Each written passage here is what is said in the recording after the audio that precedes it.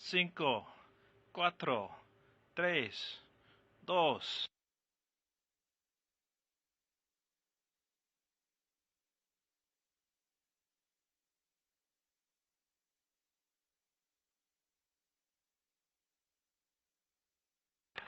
Your mic's muted.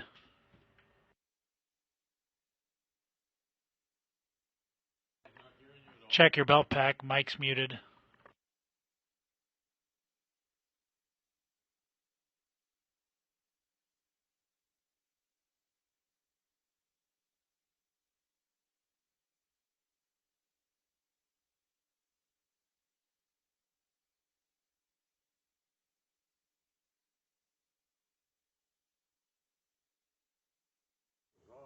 Yeah. I didn't do it.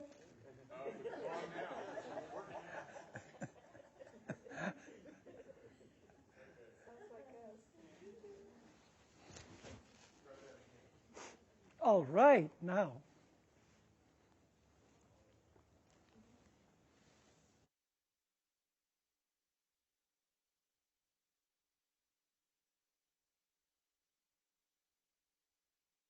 All right, let's do this again. 5, 4, 3, 2. Bueno, bienvenidos de nuevo. Hey, by the way, you didn't reset the clock.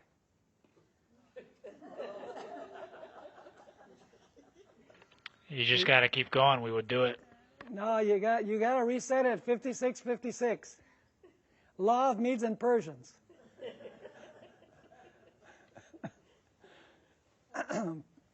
Tercera vez. Ojalá no sea. All right, third time's a charm. 5, 4, 3, 2. Bueno, bienvenidos de nuevo. ¿Cómo han pasado? Hemos aprendido muchas cosas, ¿verdad? Gloria a Dios, su palabra es buena. Esa es como alimento delicioso. Vamos a estudiar en nuestra sesión, en estos momentos, la continuación del tema La imagen de la bestia. Pero, como hacemos en cada sesión, queremos tener una oración para pedir la bendición del Señor. Así que oremos unos momentos. Padre Celestial, venimos a ti pidiendo tu sabiduría en esta clase. Necesitamos saber lo que va a suceder porque va a ser algo tremendo y necesitamos prepararnos. Ayúdanos a entender estas profecías. Te ruego que también bendigas a los que están viendo por internet, que bendigas a los que ven esta programación por televisión, que tú abras mentes y corazones para recibir la semilla de la verdad. Te damos gracias por escucharnos, porque te lo pedimos en el nombre precioso de Jesús. Amén. Bueno, continuando en la página 75 de nuestro material, vamos a estudiar un poco más sobre la imagen de la bestia. Y para darle un poquito de contexto, vamos a repasar lo que hemos estudiado. La bestia que se levanta de la tierra representa ¿qué nación? Representa a los Estados Unidos. Los dos cuernos como de cordero que representan el poder civil y el poder religioso. Dos reinos en una misma nación. ¿Y qué significa el hablar como un dragón? Cuando habla como un dragón, ¿está hablando como quién? Está hablando como Satanás, ¿a través de qué poder? A través de Roma. El dragón en Apocalipsis se identifica con Satanás obrando a través de Roma. Y claro, la pregunta clave es, ¿cómo es que esta bestia, cómo es que los Estados Unidos se va a oponer a lo que significan los dos cuernos y hablar como un dragón? ¿Cómo es posible eso? Es posible porque lo que va a suceder es que la nación va a declarar que leyes inconstitucionales son constitucionales. Y será probablemente la Corte Suprema certificando leyes que ha impuesto o que ha redactado, mejor dicho, el Poder Legislativo de los Estados Unidos. Ahora queremos continuar nuestro estudio. Cuando los Estados Unidos hagan una imagen de la primera bestia, entonces significa que esa imagen se va a parecer a la bestia, ¿verdad? ¿Y cuál era la característica principal de la bestia? La característica principal era que unía ¿qué cosa? La iglesia con el Estado para perseguir a los que no estaban de acuerdo con sus doctrinas y prácticas. Es decir, la imagen es un reflejo en los Estados Unidos del sistema que existió durante los 1260 años. Ahora, quiero leerles algunas citas más de este majestuoso libro, El conflicto de los siglos. Y quiero hacer un paréntesis para aquellas personas que no solo están presentes aquí, sino los que están viendo a través del internet y los que vean esta programación por televisión. Quiero animarles que obtengan un ejemplar del libro El conflicto de los siglos. Si quieren saber cómo se van a desarrollar las profecías, es el mejor libro en el mundo, fuera de la Biblia, el mejor libro en el mundo para saber lo que está pasando y lo que va a pasar. Ahora voy a leer algunas citas del conflicto de los siglos. La primera cita la encontramos en la página 496, donde dice: para que los Estados Unidos formen una imagen de la bestia, el poder religioso debe hacer ¿qué cosa? Debe dominar de tal manera el gobierno civil que la autoridad del Estado sea empleada también por la iglesia para cumplir sus propios fines. ¿Ven lo que es la imagen? Es bien sencillo. Como el papado durante los 1260 años usaba el poder civil para castigar a los que no estaban de acuerdo con ella, si se va a hacer una imagen de eso, significa que los Estados Unidos, las iglesias van a usar el Estado para perseguir a los que no estén de acuerdo con sus doctrinas y sus prácticas. Ese es el reflejo de la bestia, es la imagen de la bestia. En el conflicto de los siglos, página 638, encontramos esta cita. Roma se ha propuesto a restablecer. ¿Qué significa restablecer? Usted no puede restablecer lo que no estuvo establecido una vez. Dice, se ha propuesto a restablecer su poder y a ¿qué? Tiene una herida mortal. Y a recuperar la supremacía que perdió. ¿Cuándo la perdió? 1798. Y luego dice ella, establezcase en los Estados Unidos el principio de que la iglesia puede emplear o controlar el poder del Estado, que las leyes civiles pueden hacer obligatorias las observancias religiosas. En una palabra, que la autoridad de la iglesia con la del Estado debe dominar las conciencias y el triunfo de Roma quedará asegurado en la gran república de la América del Norte. ¡Qué clarito habla esta cita! Otra cita más, Conflicto de los Siglos, página 498, dice, y escuchen bien, esta cita la vamos a usar mañana otra vez al final de nuestro último tema. Dice, cuando las iglesias principales de los Estados Unidos, uniéndose en puntos comunes de doctrina, es decir, van a decir, no peleemos por las doctrinas donde no estamos de acuerdo, vamos a unirnos en las que estamos de acuerdo. Dice, cuando las iglesias principales de los Estados Unidos, uniéndose en puntos comunes de doctrina, influyan sobre el Estado para que imponga los decretos e instituciones de ellas, entonces la América protestante habrá formado una ¿qué? Una imagen de la jerarquía romana y la aflicción de penas civiles contra los disidentes vendrá de por sí sola. ¿Qué citas tan claras, escritas en un tiempo cuando los protestantes no querían nada que ver con la Iglesia Católica? Uno nunca hubiera pensado que pudiera cumplirse esto, pero lo está uno viendo en el mundo de hoy. Mencionamos cómo es que habla una nación, por medio del Congreso, porque es la voz del pueblo, el Congreso. Es el gobierno del pueblo, para el pueblo y por el pueblo. Ahora escuchen bien, la primera bestia pensó que podía cambiar la ley de Dios, transfiriendo el día de reposo del sábado al domingo. La bestia de la tierra va a imponer este cambio por ley y el mundo entero será inducido a seguir el ejemplo de los Estados Unidos.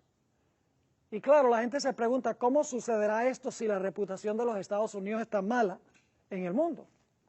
Indudablemente, como les mencioné anteriormente, sucederá en el ambiente de una cantidad de desastres naturales sin precedentes, de un colapso económico, de una criminalidad galopante y de una manifestación espiritista espectacular, diciendo que esto está pasando porque no se guarda cuidadosamente el día del domingo.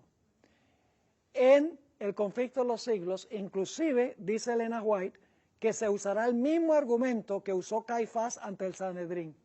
Es necesario que esta gente muera y no que desaparezca la nación.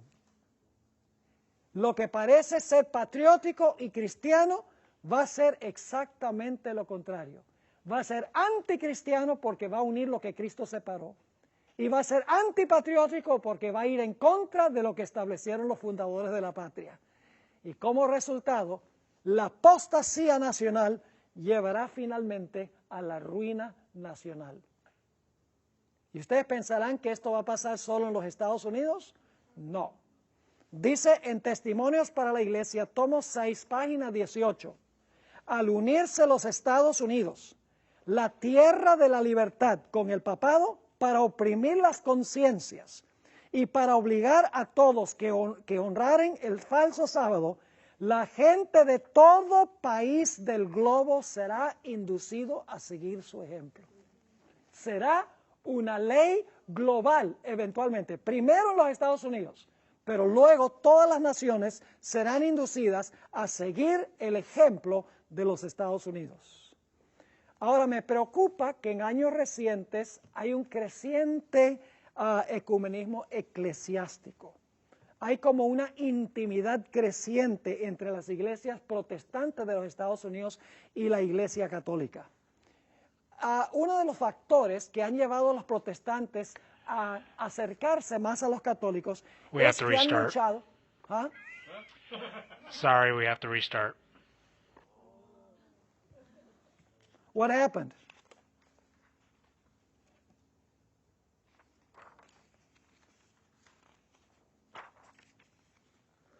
Ok, ¿dónde estábamos aquí? Ok.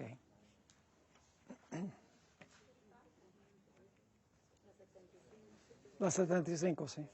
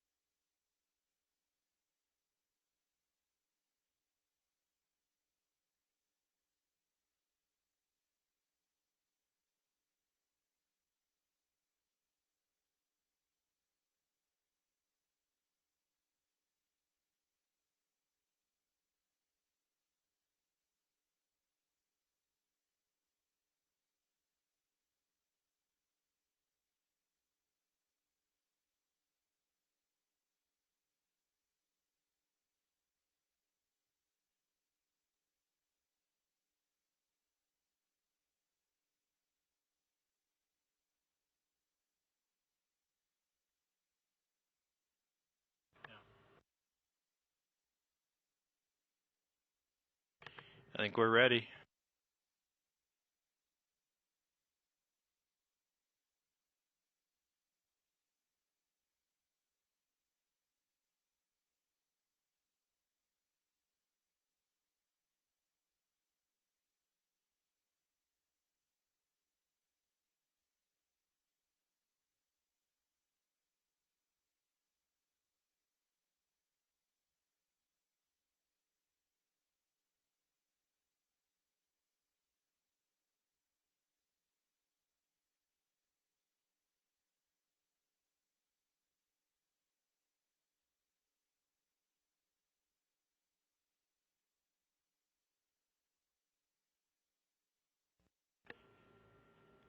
All right, you ready?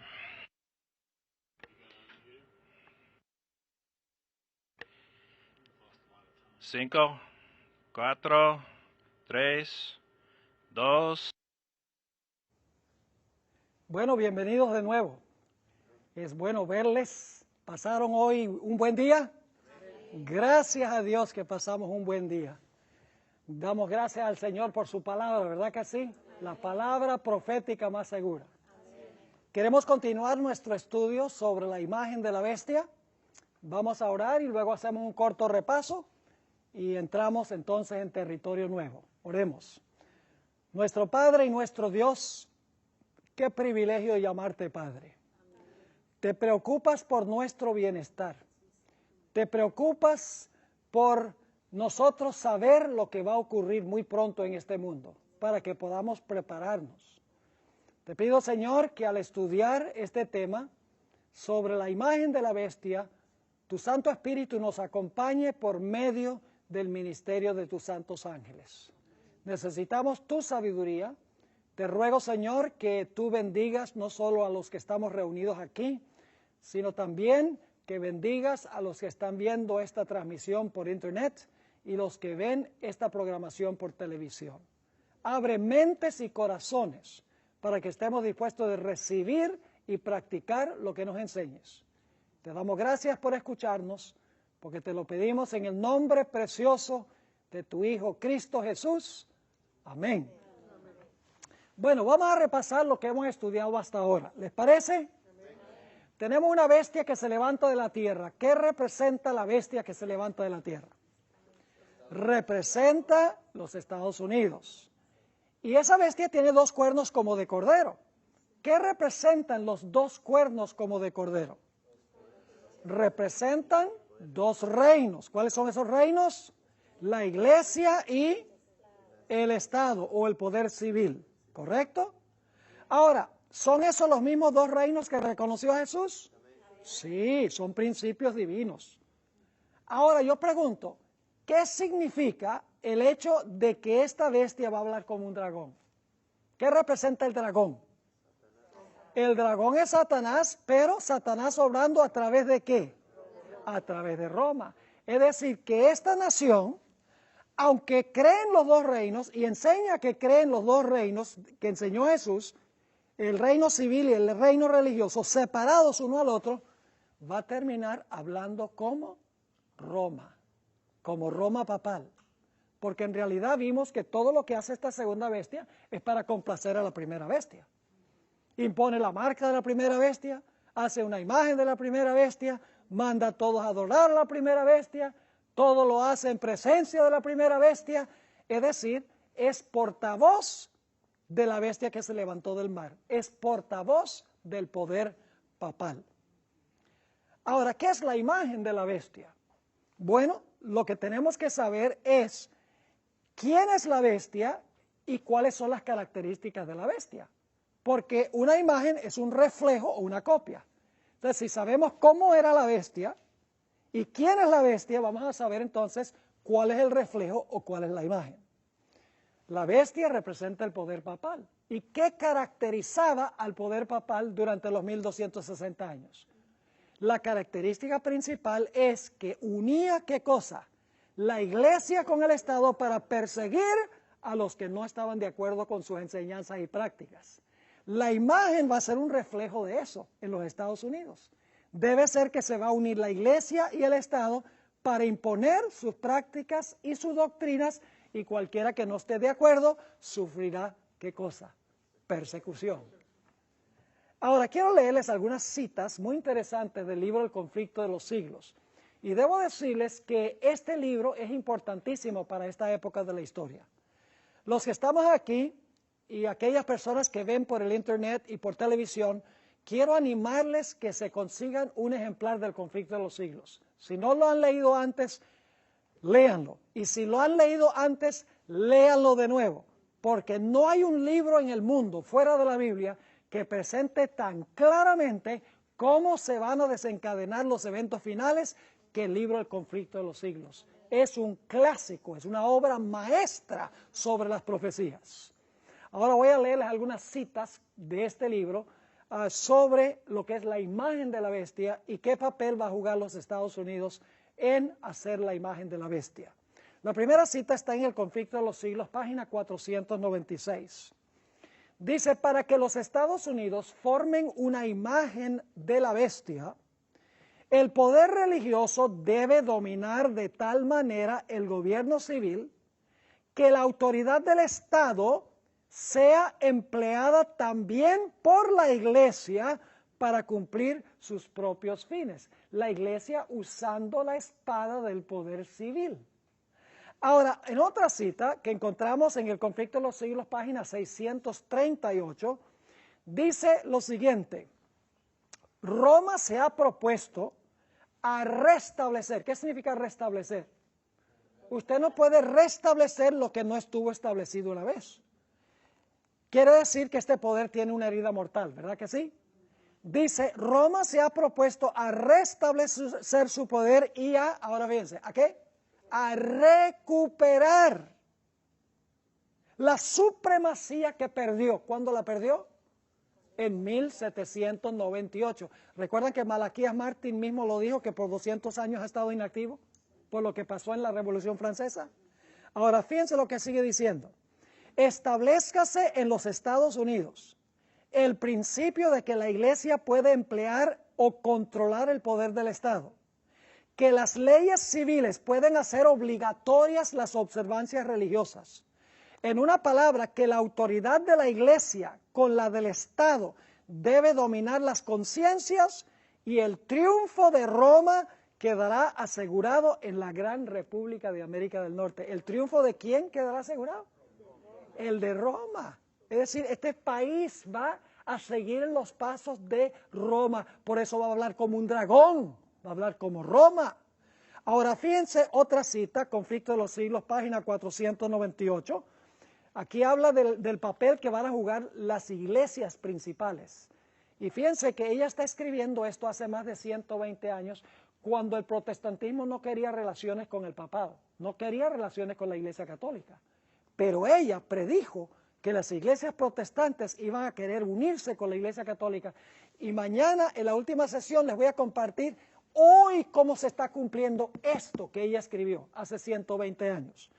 Dice, cuando las iglesias principales de los Estados Unidos, uniéndose en puntos comunes de doctrina, es decir, van a decir, no peleemos sobre las doctrinas que no tenemos en común. Ese problema lo resolveremos cuando lleguemos al cielo. Unámonos en los puntos que tenemos en común.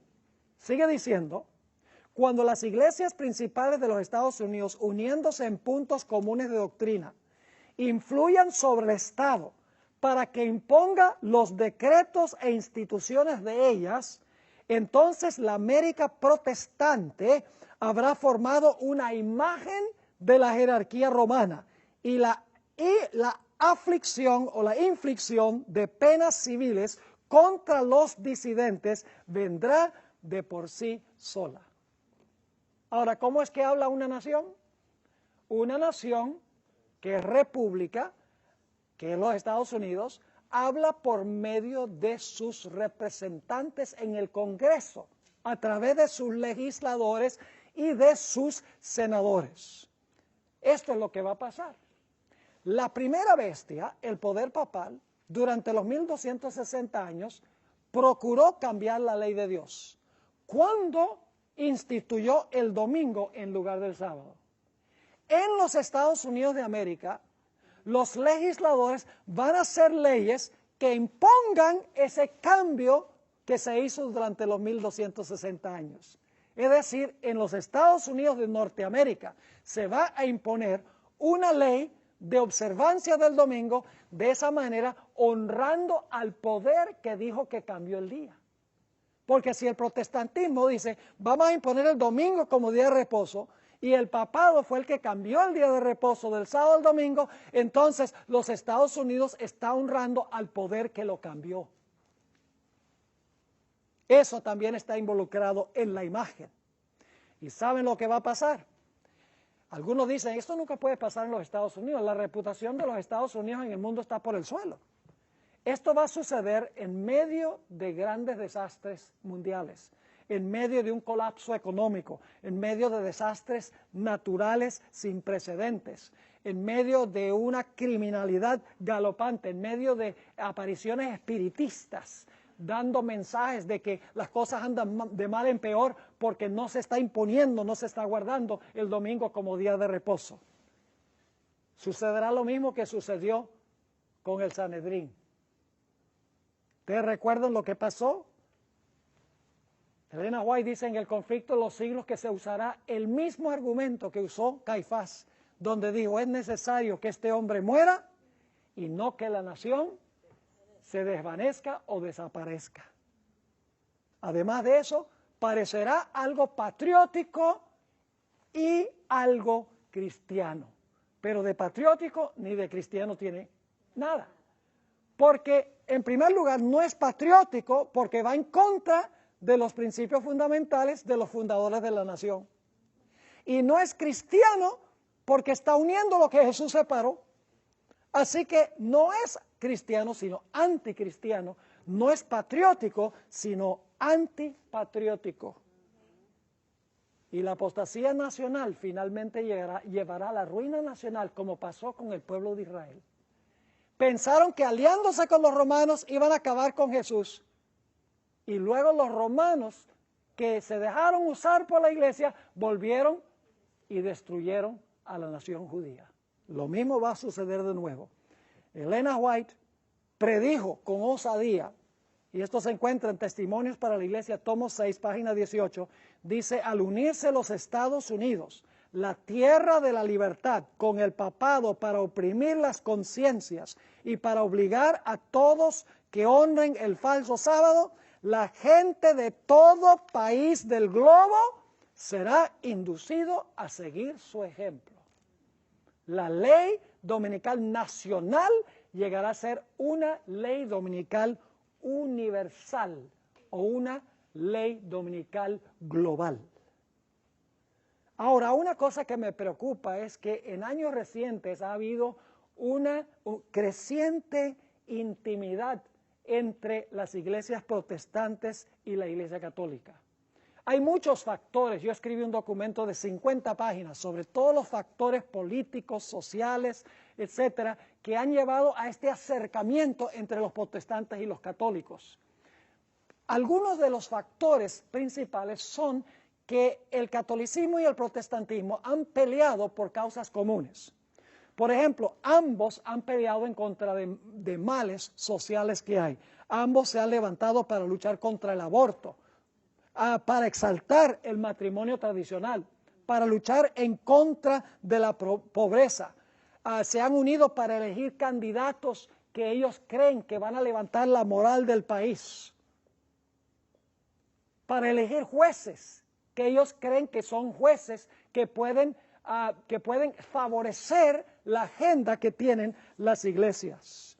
Además de eso, varias iglesias protestantes y católicos han firmado documentos de cooperación. Por ejemplo, los católicos y los evangélicos firmaron un documento que se llama Evangélicos y Católicos Juntos. Grandes líderes protestantes y católicos dijeron, pongamos a un lado nuestras divergencias doctrinales y sencillamente cooperemos en la predicación del Evangelio. Aún los luteranos y los católicos firmaron un histórico documento que se llama Declaración Conjunta sobre la Justificación por la Fe. Saben que hoy en día los luteranos y los católicos dicen que están de acuerdo en la doctrina de la justificación por la fe. Y eso fue lo que causó originalmente la división. Yo les digo una cosa, que si Lutero resucitara del sepulcro hoy, se volvería a morir de un infarto. Porque él no reconocería hoy a la iglesia que él fundó, la iglesia de los luteranos. El problema es que los políticos y los religiosos han ignorado los peligros que representa el papado. Están sufriendo de una amnesia histórica y los que olvidan los errores del pasado están condenados a repetirlos. Hoy en día los políticos y los religiosos no recuerdan nada de la historia que se realizó cuando el papado dominaba el mundo. Y dice Elena White que cuando se despierten de su letargo va a ser ya demasiado tarde. En el Conflicto de los Siglos, página 622, la hermana White habla sobre el peligro de los protestantes acercarse a la iglesia romana. Dice ella, los protestantes se han entremetido con el papado y lo han patrocinado.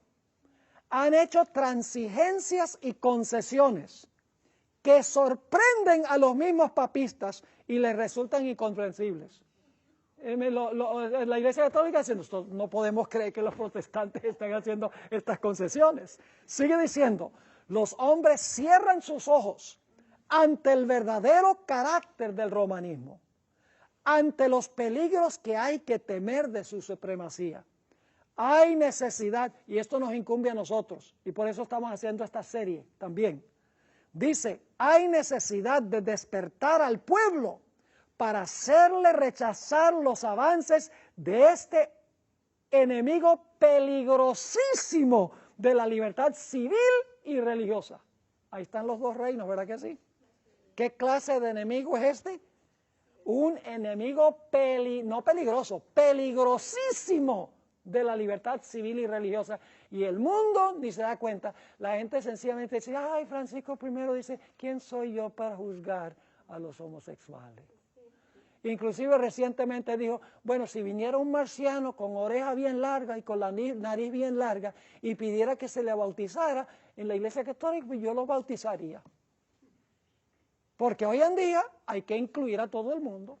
Ya no se reprende el pecado. La idea es unir a todo el mundo, no a base de la verdad, sino a base de sentirse bien y olvidemos las diferencias que nos dividen. Ahora también me preocupa el ecumenismo a nivel político. Y ustedes dicen, a nivel político, ¿cómo es eso? Ustedes saben indudablemente la historia de cómo el comunismo en el bloque oriental, en lo que antes era la Unión Soviética, fue derribada por un tratado que hicieron el presidente Ronald Reagan y Juan Pablo II. Es decir, ellos estuvieron involucrados, el gobierno de los Estados Unidos con el Vaticano estuvieron involucrados directamente en la caída del comunismo en el bloque oriental. Esa historia es la que relata el libro Las llaves de esta sangre. Y hay otro libro que fue escrito que se llama Su Santidad, a donde se describe cómo Reagan y cómo Juan Pablo II unieron sus fuerzas para derrocar el comunismo allá en lo que antes era la Unión Soviética. El Congreso de los Estados Unidos le dio a Juan Pablo II la Medalla de la Libertad. Y ustedes saben muy bien que no hace tanto tiempo, cuando murió Juan Pablo II, se hicieron presentes 4 personas de los Estados Unidos como representantes en ese funeral. Ustedes vieron la foto en los periódicos.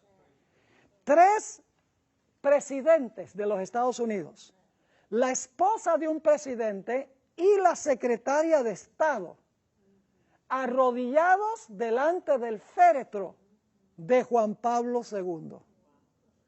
Después de eso, Benedicto XVI visitó la Casa Blanca y en septiembre del año 2015, Francisco I dará por primera vez en la historia de los Estados Unidos un discurso al Congreso de los Estados Unidos, a todos los senadores y a la Cámara de Representantes de los Estados Unidos. El gobierno de los Estados Unidos ha perdido su perspectiva histórica, ni sospecha los peligros, está jugando con fuego y ni siquiera se da cuenta de lo que está haciendo. Inclusive en nuestra propia iglesia, mis hermanos y hermanas, hay cierta amnesia en cuanto a los peligros que representa el papado. Saben que nuestra iglesia pertenece a varias comisiones del Concilio Mundial de Iglesias, que es muy ecuménico. Nuestra iglesia, con pretextos nobles, para tratar de exaltar el sábado como día de reposo, le dio una medalla de oro a Pablo VI, al Papa Pablo VI, que decía el séptimo día es el sábado con el fin de testificar, pero era en una actividad de libertad religiosa. Además de eso, en la conferencia general en San Luis, que no fue la última, sino la anterior, créanlo o no, alguien pasó por la plataforma con la bandera de la Santa Sede. Yo lo vi con mis propios ojos. La Universidad de Andrews invitó a 2 sacerdotes de la Universidad de Notre Dame para enseñar una clase de evangelismo. 2 profesores de la Universidad de la Sierra sugirieron que el papado ha cambiado y debemos construir puentes de comprensión entre la Iglesia Católica y la Iglesia Adventista. Y ustedes saben que muchas iglesias adventistas no se quiere oír de nuestro mensaje profético, porque es impopular. Se quiere hablar del amor de Cristo. Se habla nada más que Cristo nos ama. Pues este mensaje es un mensaje de que Cristo nos ama. No juegues con fuego, porque si juegas con fuego te vas a quemar. Las advertencias que da Dios en la Biblia, mis hermanos y hermanas, son mensajes de amor para que nosotros no caigamos en la trampa. Ahora, Pilato nos enseña una gran lección. Una vez más, los legisladores inescrupulosos, a fin de ganar el apoyo del pueblo y para retener su influencia política, cederán al clamor por una ley dominical y le prohibirán a los fieles la posibilidad de comprar y vender, y finalmente emitirán contra el pueblo de Dios un decreto de muerte. Y usted dice, eso nunca podría pasar en los Estados Unidos. Escuche lo que dice Testimonios para la Iglesia, tomo 4, página 451. ¿Recuerdan por qué Pilato fue que dio este decreto de matar a Jesús cuando declaró que era inocente? ¿Por salvar su qué? Su puesto político. Ahora fíjense lo que dice esta cita. A fin de asegurarse la popularidad y el apoyo, ¿qué sería el apoyo? Los votos, claro que sí. El apoyo, los legisladores cederán a la exigencia popular, a la exigencia por una ley dominical. ¿Por qué razón? Para asegurarse que la popularidad y el apoyo de las muchedumbres van a ceder a la exigencia por una ley dominical. Dice también en la Review and Herald, diciembre 24 de 1889, los ministros de las varias denominaciones están actuando por subterfugio. Esa palabra no es muy común, significa por debajo de cuerdas. Trazando planes de gran importancia para el pueblo de Dios. Y el objetivo de esta maniobra secreta es ganar el apoyo popular para la imposición del domingo como día sagrado. Si los ministros pueden convencer al pueblo, ¿quiénes son los culpables aquí? ¿Quiénes eran los culpables en los días de Cristo? Los líderes, exactamente. Si los ministros pueden convencer al pueblo que favorezcan una ley dominical, entonces están decididos a unir su influencia para obtener una enmienda religiosa a la Constitución para obligar a la nación ¿a qué? A guardar el domingo. Nuevamente se va a repetir la historia del juicio y la condena de Cristo Jesús. Cuando Pilato trajo a Jesús y a Barrabás y los puso lado a lado y le dijo a los judíos, escojan ustedes a quién quiere que yo suelte, ¿qué dijeron? Suéltanos a Barrabás. ¿Y por qué el pueblo dijo suéltanos a Barrabás? ¿De dónde vino esa idea? Noten Marcos el capítulo 15 y el versículo 11. Dice, mas los principales sacerdotes incitaron a la multitud para que le soltase más bien a Barrabás. ¿Quiénes fueron los que incitaron a las muchedumbres? Los líderes espirituales, los principales sacerdotes. Fueron los ministros de aquel tiempo que instigaron a las multitudes a clamar a Pilato que se crucificara a Jesús. La iniciativa no vino del populacho, la iniciativa no vino del poder civil, vino de los dirigentes religiosos. Quiero leerles esta cita en el conflicto de los siglos 649. ¿Y saben lo que es interesante? Escuchen bien. La iglesia adventista siempre ha predicado que nosotros debemos guardar la ley de Dios porque amamos a Dios. Hemos enseñado que se debe guardar toda la santa ley de Dios. No debemos tener otros dioses, no debemos tener imágenes, ni inclinarnos a entre imágenes.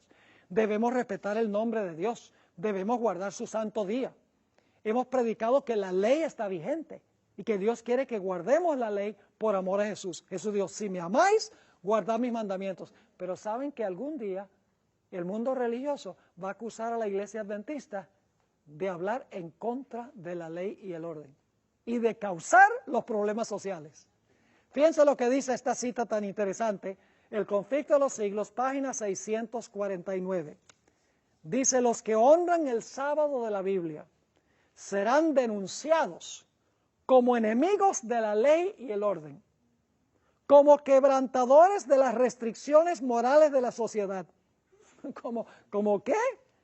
Quebrantadores de las restricciones morales de la sociedad, si la ley es la que conserva la moral de la sociedad. Sigue diciendo, y por lo tanto causantes de anarquía y corrupción, que atraen sobre la tierra los altos juicios de Dios. Sus escrúpulos de conciencia serán presentados como obstinación, terquedad y rebeldía contra la autoridad. Y saben, la hermana White dice que una de las citas bíblicas que van a usar los ministros es Romanos 13, donde dice que debemos sujetarnos a las potestades superiores. Lo mismo decía Nabucodonosor. Y lo mismo decía Darío el Medo. Y cuando Nabucodonosor dijo, hay que ajustarse a lo que dicen las potestades superiores, ¿qué dijeron los tres jóvenes? Gracias, pero no gracias. ¿Y qué fue lo que dijo Daniel? Daniel dijo, prefiero morir comido por los leones que desobedecer a mi Dios. Hay que obedecer las leyes civiles del gobierno cuando no se entrometan con la religión. El momento que se entrometen con la religión y con la libertad de conciencia, nuestro deber es desobedecer. Es como el caso de un hijo o una hija que descubre el mensaje adventista y los padres son de otra religión. Y los padres dicen, mira, tú no puedes bautizarte y no puedes pertenecer a esa religión. Yo conozco varias personas que han pasado por eso. ¿Qué debe hacer ese hijo o esa hija? ¿Obedecer a los padres? No. Debe obedecer los dictámenes de su propia conciencia. Porque es menester obedecer a Dios antes que a los hombres. Sigue diciendo aquí, serán acusados de deslealtad hacia el gobierno. Sí, porque Romanos 13 dice, hay que estar sujeto a las autoridades superiores. ¿Y ustedes están desobedeciendo esta ley? Sí, claro que sí, porque la ley no es constitucional y la ley es religiosa, que no le incumbe al poder civil dictar tal ley. Ahora, ¿quiénes son los que van a estar especialmente empujando este asunto? Los ministros que niegan la obligación de observar la ley divina. Predicarán desde el púlpito que hay que obedecer a las autoridades civiles porque fueron instituidas por Dios. En las asambleas legislativas y en los tribunales se calumniará y condenará a los que guardan los mandamientos. ¿Va a pasar lo mismo que con Jesús? ¿Lo mismo que con Hus? Claro que sí. Sigue diciendo, se falsearán sus palabras y se atribuirán a sus móviles las peores intenciones. Cuando la iglesia primitiva perdió el espíritu y el poder del verdadero evangelio, la fibra moral de la sociedad se desmoronó y degeneró rápidamente. Los líderes eclesiásticos, viendo que la condición moral de la sociedad había decaído tanto y era tan deplorable, decidieron apelar al poder civil para que el poder civil pusiera orden moral en la sociedad, para que la gente se portara bien. Pero mis hermanos y hermanas, la forma de lograr que la gente se porte bien no es con leyes civiles, sino predicar el evangelio e implantar el Evangelio de Cristo en el corazón humano. Esa es la forma de cambiar la sociedad. Pero en la iglesia primitiva, poco tiempo después de morir los apóstoles, ya la iglesia estaba apelando al poder civil para poner orden en la sociedad. Los protestantes de los Estados Unidos han visto que la moralidad en este país se ha ido de mal en peor. Es un país a donde se ha proliferado el aborto, la pornografía, el divorcio, matrimonios entre homosexuales. Y los evangélicos dicen, mire, lo que tenemos que hacer para remediar la sociedad es que el gobierno imponga leyes que prohíban esas cosas, que levanten el matrimonio entre un hombre y una mujer. Pero ¿saben lo que es interesante? La iglesia es culpable de que la sociedad esté así. Y ustedes dicen, ¿por qué razón? Porque el protestantismo ha predicado por tanto tiempo que la ley fue clavada en la cruz, que la gente se la ha creído.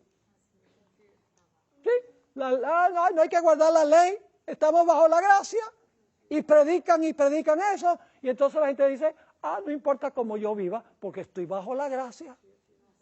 Así que la predicación desde el púlpito, en gran medida, tiene la culpa del desmoronamiento de la sociedad, pero le van a echar la culpa al pueblo de Dios. Los protestantes han llegado a creer que teniendo en nuestros billetes el refrán, en Dios confiamos. Y teniendo el voto de lealtad a la bandera, una nación bajo Dios.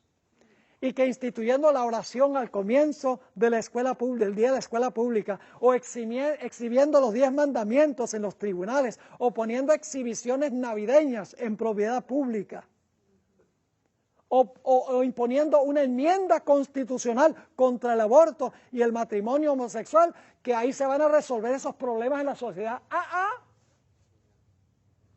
Esos problemas se hubieran resuelto si las iglesias hubieran estado predicando lo que se debe predicar, que es el poder transformador que tiene la palabra de Dios. Eso hubiera mantenido en alto la sociedad, pero la iglesia ha bajado la guardia. El protestantismo ha olvidado que la verdadera fuente de poder se halla en la predicación de la palabra de Dios. Y en muchos ámbitos adventistas se ha olvidado también, tristemente. En vez de esto, el protestantismo de hoy se enfoca en un evangelio de la prosperidad. Siembra una semilla en mi ministerio y te vas a volver rico. Ese es uno de los evangelios que hay. Otro evangelio es el evangelio de las señales y los milagros. Y yo me quedo maravillado de ver estos milagreros, que hay miles de personas que están presentes allí porque quieren algo sensacional, quieren un milagro, algo espectacular. También existe el evangelio de la consejería psicológica, donde te explican cómo tú puedes ser feliz en este mundo, cómo puedes resolver tus problemas matrimoniales, etcétera, etcétera. Y otros, el evangelio es el activismo político, involucrarse con el gobierno para que el gobierno arregle lo que la iglesia desarregló. Toda la idea es emplear al poder civil para resolver los problemas de la sociedad, cuando la sociedad se cambia implantando la palabra de Dios en el corazón humano por medio del poder del Espíritu Santo. Ahora notemos la perspectiva de Apocalipsis 17, y nuestro próximo estudio será sobre Apocalipsis 17 en detalle, pero ahora lo que quiero es introducir un poco sobre este capítulo tan interesante. La profecía de Apocalipsis 13, 11 al 18 se va a cumplir plenamente en Apocalipsis 17. Así que tienen que recordar que la profecía de Apocalipsis 13, 11 al 18, en cuanto a la bestia que se levanta de la tierra, habla como un dragón, hace una imagen, manda a todos a adorar la imagen de la bestia, impone la marca a la bestia, todo eso se amplía en Apocalipsis el capítulo 17. Ahora, en Apocalipsis 17 aparece una mujer ramera. ¿Qué representaría esa mujer ramera? Representaría una iglesia, ¿qué? Una iglesia apóstata. Representa lo mismo que la bestia de Apocalipsis 13. El hombre de pecado también se le llama. En Daniel 11 se llama el rey del norte. En Daniel 7 se llama el cuerno pequeño. En Mateo 24 se le llama la abominación asoladora. Tiene diferentes nombres, pero es el mismo sistema. Se ve ahí una mujer ramera que representa una iglesia apóstata. Esa ramera está sentada sobre muchas aguas. ¿Qué representan las muchas aguas? Representan naciones, multitudes, lenguas y pueblos. ¿Y qué es lo que hizo que esta mujer se convirtiera en ramera? ¿Fornica con qué? Fornica con los reyes de la tierra. Y está vestida, ¿cuáles son sus colores predilectos? Está vestida de púrpura y de escarlata y adornada con oro y piedras preciosas y perlas. Y le da su vino o sus falsas doctrinas a las naciones. Pero también tiene hijas que nacieron de ella, pues es la madre de las rameras y las fornicaciones de la tierra. Y derrama la sangre de los santos de Dios. Inclusive controla el comercio mundial, según esta profecía. Ahora, ¿saben que hace unos años en Argentina tuve una semana de conferencias ahí en la universidad? Prediqué un tema sobre Apocalipsis 17 y le anuncié a la gente, le dije, mire, yo voy a predicar hoy sobre un sistema religioso que encontramos en Apocalipsis 17. Yo no les voy a decir esta noche qué poder es ese. Yo no les voy a decir qué iglesia se está describiendo aquí. Sencillamente les voy a dar una lista de características. Y entonces ustedes van a adivinar de qué poder está hablando Apocalipsis 17. Y en ese capítulo pues yo mencioné la ramera, que representa una iglesia que se ha prostituido, una iglesia que está metida en la política, una iglesia que es mundial porque domina sobre naciones, pueblos, lenguas y pueblos, una iglesia cuyos colores predilectos son púrpura y escarlata, una iglesia que es supremamente rica, donde hay mucho oro, muchas platas, piedras preciosas, una iglesia de donde nacieron hijas, las sectas protestantes, una iglesia que a través de la historia ha derramado la sangre del pueblo de Dios. Di todas las características y no dije quién era. Pues resulta que la siguiente mañana tenía entrevistas con alumnos y vino una alumna y me dijo, pastor, yo quiero que usted sepa que usted me ofendió anoche, usted ofendió a mi iglesia. Le dije, ¿verdad? Yo no me acuerdo haber mencionado ninguna iglesia. Dice, no la mencionó, pero por todas las características se sabía que estaba hablando de la iglesia católica. Entonces le dije, mire, si yo no le dije qué era y por las características usted sabía que era la iglesia católica, entonces haga caso a la Biblia, no a mí. Pues yo no le dije, esta es, le di las características. Y entonces le hice una pregunta. Le dije, mira, ¿qué día se debe guardar como el día de reposo? Me dijo, bueno, el día de reposo que se debe guardar es el domingo. Le dije, ¿sí? Claro, eso es lo que dice la Biblia. Le dije, eso no es lo que dice la Biblia. Si tú lees en tu Biblia católica Éxodo 20, tú vas a encontrar que Éxodo 20 dice que el séptimo día, sábado, es el día de reposo. Él dice, no, la Biblia católica no dice eso. No lo había leído. Yo le dije, claro que lo dice. Y me dice, ¿verdad? Y yo dije, sí, analícelo usted misma. Y entonces le puse en un dilema. Le dije, mire, Juan Pablo II, el papa más respetado de la historia, escribió una carta pastoral que se llama Dies Domini, el Día del Señor.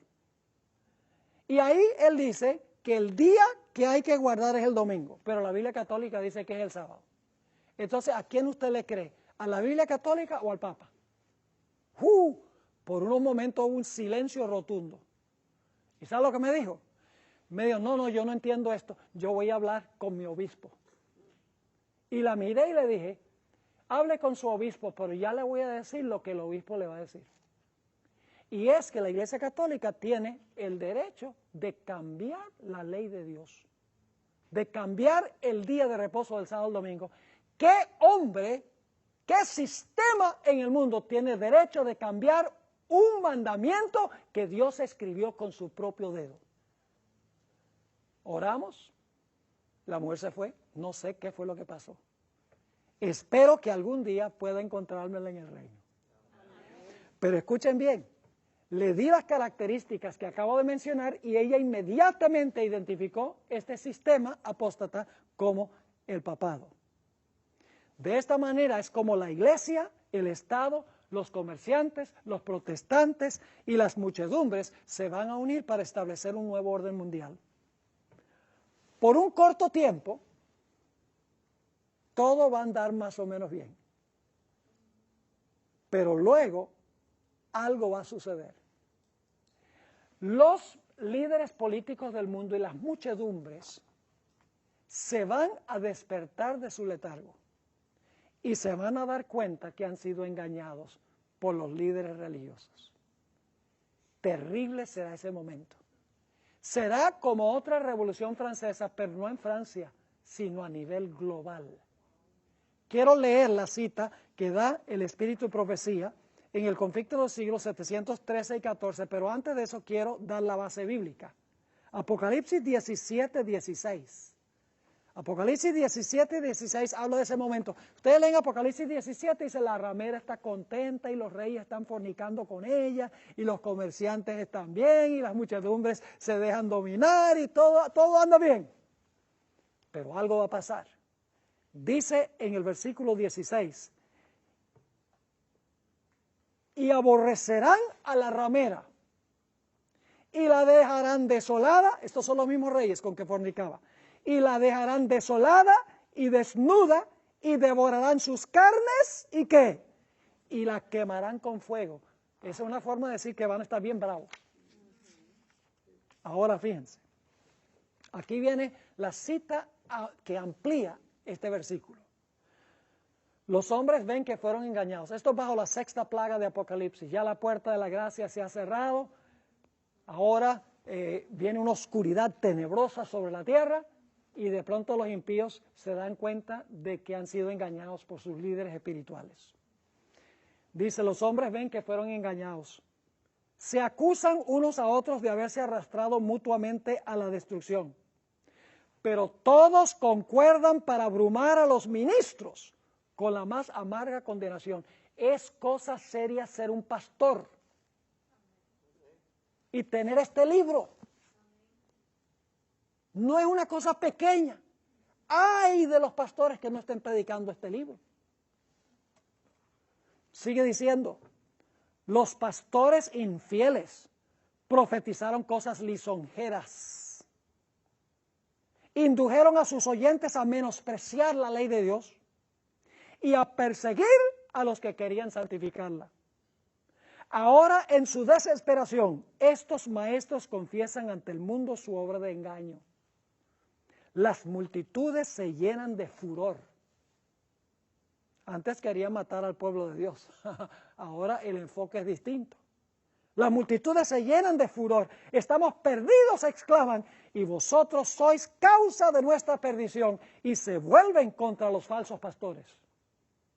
Precisamente aquellos que más los admiraban en otros tiempos pronunciarán contra ellos las más terribles maldiciones. Las manos mismas que los coronaron con laureles se levantarán para aniquilarlos. Las espadas que debían servir para destruir al pueblo de Dios se emplean ahora para matar a sus enemigos. Por todas partes hay luchas y derramamiento de sangre. Algún día el mundo se va a despertar cuando se dé cuenta que ha sido engañado y que el día de reposo en verdad es el sábado, porque Dios lo va a escribir en el cielo según el Salmo 50. Su ley se va a dejar ver en el cielo. La gente va a decir, sí era el sábado, pero ya va a ser demasiado tarde. Y va a haber otra revolución francesa. Porque fíjense lo que sucedió. En el año 508 se le quitaron las cadenas al poder papal y asumió el poder civil.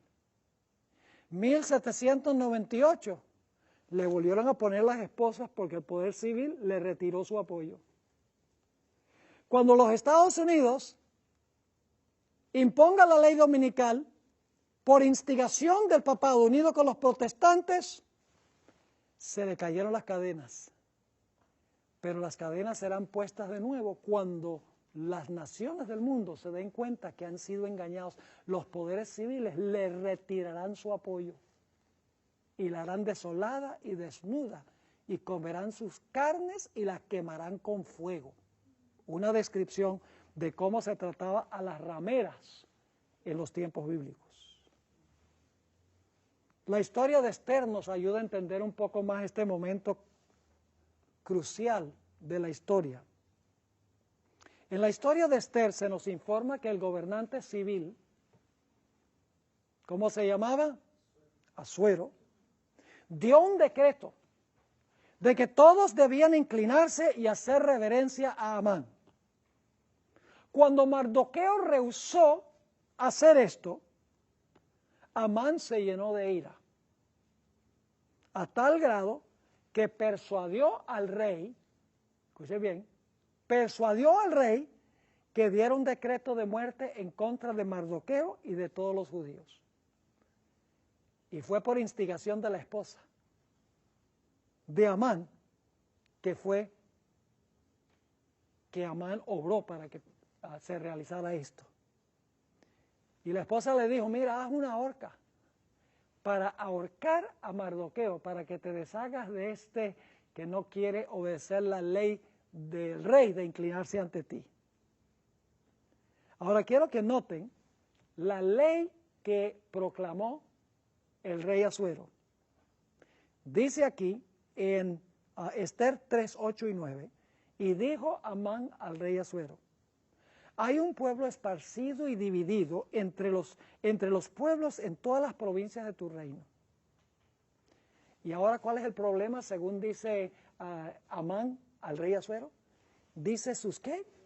Sus leyes son diferentes de las de todo pueblo. Y no guardan las leyes del rey. ¿Ven el paralelo? No guardan las leyes del rey. Y al rey nada le beneficia el dejarlos vivir. Como ellos no obedecen tu ley y tienen una ley distinta, pues son los judíos que tienen la ley de Dios. Amán obra sobre el poder civil y le dice hay que acabarlos. Y entonces dice, si place al rey, decrete que sean destruidos. Y yo pesaré 10,000 talentos de plata a los que manejan la hacienda para que sean traídos a los tesoros del rey. Amán convenció al rey que para la estabilidad política de su reino era necesario desarraigar a Mardoqueo y a todo su pueblo. El decreto de muerte fue escrito por Amán y tenía una fecha. Pero debía ser ejecutado ¿por quién? Por la autoridad del rey. ¿Saben que la hermana White dice que el decreto de muerte que se emitirá finalmente contra el pueblo de Dios será muy semejante al que se dio en los días de Esther? Yo pregunto, ¿al final de la historia va a haber un decreto de muerte? Y saben que ese decreto de muerte va a tener una fecha. Y cuando llegue la fecha se va a autorizar matar a todos los que no están de acuerdo con esa ley. Igualito que en los días de Esther. Todo parecía andar bien para Amán, hasta que el complot fue desenmascarado por Esther. Y ahora, como dicen los puertorriqueños, el rey se enfogonó, pero no contra los judíos ni Mardoqueo, sino contra el que había preparado el complot. Y la horca que se debía usar para ahorcar a Mardoqueo llegó a ser la horca que se usó para ahorcar al que preparó el complot. Es decir, murió con sus propias armas. Y saben que este es un tema que recurre vez tras vez en las profecías. Por ejemplo, en los días de Darío. ¿Recuerdan la experiencia de Darío?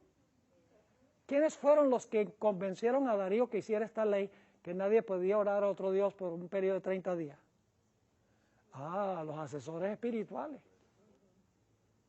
que no querían a Daniel, porque Daniel era muy amado por el rey. Entonces dijeron, mire, ahora, y el rey se sintió halagado, dice, miren, no quieren que se ore a ningún Dios, sino nuestro Dios por 30 días. No sabía que lo estaban engañando. Pero pronto descubrió que el objetivo de estos hombres era acabar con el remanente de Dios. ¿Y qué hizo el rey? Procuró liberar a Daniel, pero no podía. Fíjense que él usó su libertad. Él dijo, soy libre de hacer una ley, pero luego quedó siervo de su propia ley. Y lo interesante es que toda la noche procuró buscar una forma de liberar a Daniel. No podía, porque las leyes de los medos y persas no eran revocables, no se podían cambiar. Y finalmente dice Daniel, yo no te puedo librar, el Dios a quien tú continuamente sirves que te pueda librar, porque yo no puedo. ¿Y ustedes saben qué pasó? Daniel fue echado al foso de los leones. Por la mañana el rey viene, Daniel, el Dios a quien tú continuamente sirves, ¿te ha podido librar? Daniel dice, sí. Y ahora el rey se enfogonó. ¿Contra quién? Los que prepararon el complot murieron con los leones que ellos mismos habían planeado para matar al pueblo de Dios.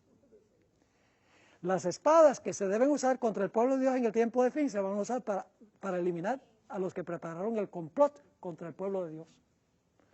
Lo mismo tenemos en los días de Daniel, cuando los 3 jóvenes fueron echados al horno de fuego. ¿Quiénes murieron por el fuego? Los que los echaron. Lo mismo sucedió en los días de Cristo. Los judíos dijeron, vamos a aprovechar para usar al gobierno civil de Roma para acabar con Cristo y salvar nuestra nación. Pero el mismo poder que ellos usaron para acabar con Cristo, los acabó a ellos. ¿Ven cómo es que se realiza esto? Lo mismo sucedió con el papado. ¿Recuerdan lo que pasó con el papado? Por 1260 años oprimió al pueblo de Dios. Y cuando llegamos al periodo de la Revolución Francesa, los que estaban ya hartos de que el papado los dominara y los pisoteara. Francia, la hija mayor del papado, que le había brindado por primera vez el poder civil al papado, se levantó y le dio la herida mortal. Lo mismo va a pasar al final de la historia. Los reyes con quienes ha fornicado la ramera, todos los que se han unido con este sistema falso de religión, se van a despertar de su letargo y van a descubrir que han sido engañados. Y las mismas armas que tenían planeado usar para destruir al pueblo de Dios, se usarán para destruir a los que prepararon el complot para destruir al pueblo de Dios. Dios intervendrá para liberar a su pueblo. Dios derrotará a estos reyes, porque según Apocalipsis 17, Él es el Rey de Reyes y el Señor de Señores. En Apocalipsis 17 dice que la ramera está sentada sobre muchas aguas, sobre muchedumbres, naciones, lenguas y pueblos. Y como veremos en Apocalipsis 16, dice que las aguas sobre las cuales se sienta la ramera son las aguas del río Éufrates, porque Babilonia antes estaba sentada sobre el Éufrates. Y dice que cuando el 6º ángel derramó su copa sobre el río de Éufrates, las aguas del Éufrates se secaron. Es decir, se le van a secar las aguas a la ramera. ¿Qué representan las aguas? Muchedumbres, naciones, lenguas y pueblos. Por un tiempo tiene las aguas fluyendo y todo le está yendo bien. Está sentada y gobernando sobre las naciones, tribus, lenguas y pueblos. Pero llega un momento en que se le van a secar las aguas. Es decir, las aguas le van a retirar su apoyo. Como en la antigua Babilonia, las aguas de Éufrates se secaron, que llevó a la caída de Babilonia. Al final de la historia, el secamiento de las muchedumbres contra el sistema mundial babilonio marcará la caída de este sistema apóstata con todos sus aliados, los comerciantes de la tierra, las hijas de la ramera, los reyes de la tierra, los comerciantes de la tierra, todo este sistema que hoy en día se le llama el nuevo orden mundial. Otro nombre que se le da es globalismo. Todo se va a desmoronar, como se desmoronó una vez la Torre de Babel. Todo terminará, mis hermanos y hermanas, en confusión y en derramamiento de sangre. Dice la sierva del Señor que cuando estaban construyendo la Torre de Babel, muy interesante, dice que se confundieron las lenguas y todos empezaron a hablar en una lengua, no se entendían unos a otros. Y dice ella que se enojaron uno con el otro, porque no sabían, no entendían lo que estaba pasando. Y dice ella que la empresa que tenían de construir la torre y hacer una capital mundial en rebelión contra Dios, dice, todo terminó en un desastre. Hubo confusión y derramamiento de sangre. Y dejaron de edificar la ciudad y dejaron de edificar la torre. Todas esas historias que encontramos en la Biblia son tipológicas o simbólicas de lo que va a pasar al final de la historia en este mundo. No se sientan acomplejados por la oposición que muchas veces hay cuando nosotros hablamos de estas cosas, porque oposición siempre habrá. Pero Dios, mis hermanos y hermanas, finalmente intervendrá para liberar a su pueblo. Su pueblo se parará sobre el monte de Sión con el Cordero. Dice en Apocalipsis 15 que será victorioso sobre la bestia, sobre su imagen, sobre su marca y sobre el número de su nombre, y estarán parados sobre el monte de Sión con el Cordero. Habrán ganado la victoria. Que Dios nos ayude para que nosotros podamos ser fieles y estar en ese grupo.